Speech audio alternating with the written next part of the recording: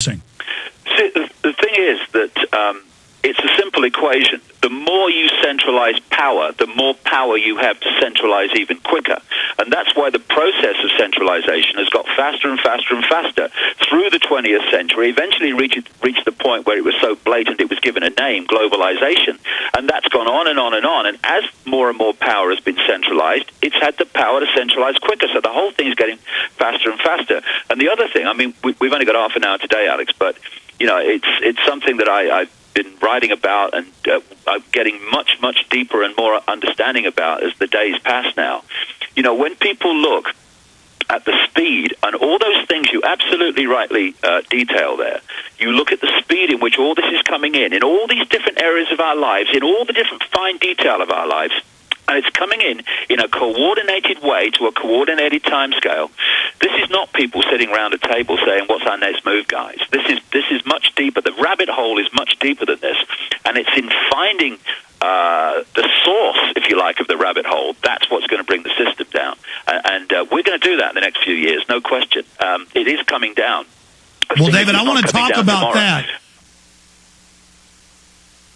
Comes down, it's in a far less extreme state than it would otherwise be if we do nothing. David, I want you to get into that, kind of a brief overview. We'll cover it more on Monday and talk about your new book and some of the events coming up. But a point you just made about how this is coordinated. They are banning homeschooling in Australia, England, the U.S., or attempting to simultaneously with the same PR, with the word-for-word same scripts, and I see it in the local news. They are banning neighbors, including police officers, keeping each other's children, period. They are banning garage sales. They are banning people selling corner fruit stands in the countryside simultaneously worldwide. It is all admittedly coordinated by this private corporate Borg. Break that down, and what is the end game? How does the flu tie into it? Well, the way they can do this, Alex, is a simple structure. It has to be simple. It looks complex. Well, you know, when it's all happening, as you're talking about it now, it looks complex. How do they do this? But actually, it's a very simple structure. It's like a transnational corporation. You've got the headquarters, which is overwhelmingly in Europe, and then you've got the subsidiary companies of the headquarters in each country. Instead of corporations, although they're part of it, of course, it's secret society networks. So you've got a global secret society network with a spider at the center, overwhelmingly at operational level in old Europe. And then in each country, like the United States, you have a subsidiary network of secret societies controlled by the bloodline families, and their job is to introduce the centrally dictated global agenda in their sphere of influence by controlling that country's banking, media ownership, the corporations, the cartels, etc. And so this is how they can do it globally, as you've rightly described, this coordination. It's because in each country, these subsidiary networks of secret societies are introducing the centrally dictated agenda. So, of course, because they're all doing it, it's happening in every country at the same time. This is how it's possible. And the idea is to subjugate humanity on a scale that would make Orwell wince. And there's one area, Alex, that really does need a lot of focus on, because I've been seeing so much around the world at different aspects of this, and that's how the state is after our children. You know, when you look at Aldous Huxley, a member of the Fabian Society, one of these strands in the web, a major one actually, in his book Brave New World, he was talking about hatcheries, public state hatcheries to produce the children, and the children were parted from their parents. What you're seeing is change after change after change, what I call the totalitarian tiptoe, step by step by step, which is giving the state more and more control and influence over our children and taking it more and more away from our parents.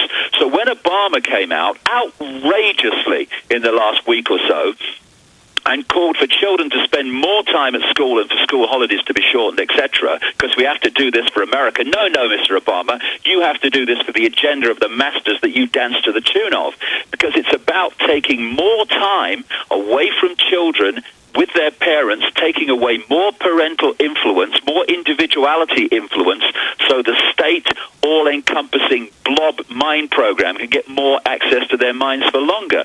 David, and this is why in Britain, I'm sure it's happening in America too, I'm sure you'll confirm this, but in Britain, we're having children taken away from their parents by social services. In fact, I know it's happening in America because I've done some research recently on it, for the most extraordinary reasons. For instance, we've had a couple, they spent £38,000 on fertility treatment to have a child. When the social services came round after the child was born, just a very, very small baby, the mother joked that the birth had ruined her figure, just to laugh. They took her children away, and they're still taking her children away. And then what the social services say is, if you want to see your children at all, like once a month or so, then you must not challenge our decision. Otherwise, you're never going to see them again. This and is what's going on, them. and it's not kind of here and there, one time in a million. It's becoming more and more constant, more and more common, and it's. And David, let me throw this out. Let me throw this out. Brave New World. It is all scientifically. I've had Charlotte Iserby, the former head of the Department of Education policy. That was the plan in the 80s, was to end the family. It's all on record. That's what they say in eco-science. In the family, raise everybody in dormitories, sterilize us through the water supply, through the vaccines. And yes, simultaneously, now if you yell at your child, don't run out in the road, that's abuse. They take your children. No judge, no jury, no due process. Yep. And we know the family courts were set up as eugenics courts in England, Germany, and the U.S. And absolutely, they're now saying you can't babysit your neighbor's kids. You can't talk to your neighbor's kids unless you have a government license. And I talk to people that live in England. It's happened to me when I've been there. They come up to you and ask, why are you walking your dog? Are you a criminal? And so everyone's being trained to answer questions. The secret police are everywhere. And now in Europe, England, and the U.S., they go into the schools. And I saw this in Billings, Montana, when I was there last week at the hotel. A whole hotel full of Girl Scouts being trained by Homeland Security to spy. Yeah. I wasn't reading this in the AP. It was in the news. I was witnessing it without even looking, David. I know, and you know, it's interesting. The more I research this, and the more I go down these different channels of control, manipulation, and imposition, the more times the name Rothschild ends up at the end of it. You know, this whole mind manipulation, Brave New World, and all the rest of it, this social engineering, comes out of the Frankfurt School in Germany, which moved then into America to change the face of America. That's what it wanted to do. The Frankfurt School was fundamentally connected to the House of Rothschild. It's the Tavistock Institute of Human Relations is another face of this, or another mask on its face. And then you go through the banking system, which is happening now. The Rothschilds have controlled the banking system globally for centuries, and the more and more as time has come to the present day. We need to focus on this dynasty because it really is at the core, the spider of this whole web, and they operate in the background. So you know, once upon a time, as you well know, everyone knew about the Rothschilds' power. What they've done through the latter part of the 20th century is hidden behind front organizations, front nominee directors, all the ways that they do it to hide the extent of their power. It's like the Rothschilds are not as powerful as they used to be. Are you kidding? They're more powerful than they've ever been. Well, that's what I've researched, is every time I research a group, a power group, a takeover, the environmental movement, the carbon tax, it's always Rothschild, and which is intermarried with the British royals. Are you saying they're greater than the German house of Saxe-Coburg-Gotha? You're saying at the very center is the Rothschilds. I'm saying that at operational level, all roads lead to the Rothschilds. You see, you know, you've only got to do some simple background research, never mind detailed background research, into Israel, and you realize very quickly from the start, Israel is not Israel, the land of the Jews. It's Rothschild land. The Jews are being played like a violin in Israel and being set up for some appalling things in the future, because the Rothschilds own the place.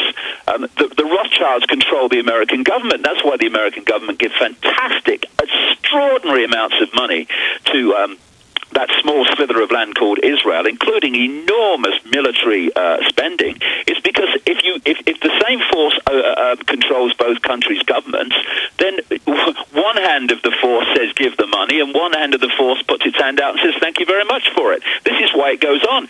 This is why Israel has nuclear weapons. And we have this, Alex, tell me it's not true, but it is, this policy, official policy in America, not to ask them if they have them. Obama's just confirmed that he's going to continue to that. So we're saying, oh, great danger to the world, Iran, or they might develop a nuclear weapon. And then we've got this fantastic nuclear arsenal in Israel, of course, who have never been slow in using high-tech weaponry. That's why we had the head of the International Energy Agency, Nuclear Energy Agency, Atomic Energy Agency, this week, saying that the biggest threat to the Middle East is the nuclear arsenal of Israel.